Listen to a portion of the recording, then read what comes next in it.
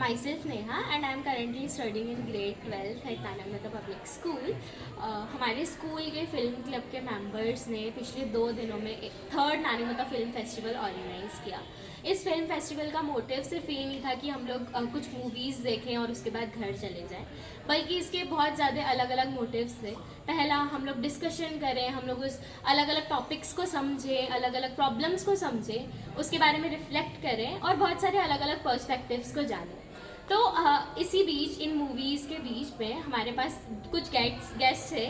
सबसे पहली जो थी वो थी तुषीर जी, जो कि एक माउंटेनर है। उन्होंने हमें अपने माउंटेनिंग और एडवेंचरस एक्सपीरियंसेस के बारे में बताया और स्टूडेंट्स को मोटिवेट किया कि वो अपने इंटरेस्ट को एक्सप्लोर करें, बल्कि उसे अपने अंदर दबा के ना बैठे। दूसरे हमारे पास थे अप्पू सोमन जी, जो कि एक एनिमेटर हैं, मतलब एनिमेशन फिल्म्स बनाते हैं।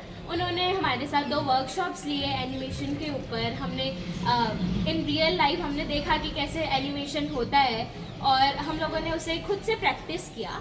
एंड उसके अलावा उनकी हमने एक मूवी देखी द दलित किड्स करके, जिसमें हम मतलब बहुत सेंसिटिव मूवी थी, बट स्टूडेंट्स ने उसको रिफ्लेक्ट किया। उन्होंने समझा कि हमारे आसपास कैसे कास्ट के बेसिस पे लोगों को डिस्क्रिमिनेट किया जाता है, और उन्होंने अपने पर्सनल एक्सपीरियंसेस बता के बहुत सारे स्टूडेंट्स को मोटिवेट किया और उन्हें सेंसिटिव टॉपिक्स के बारे में सोचने के लिए मजबूर किया।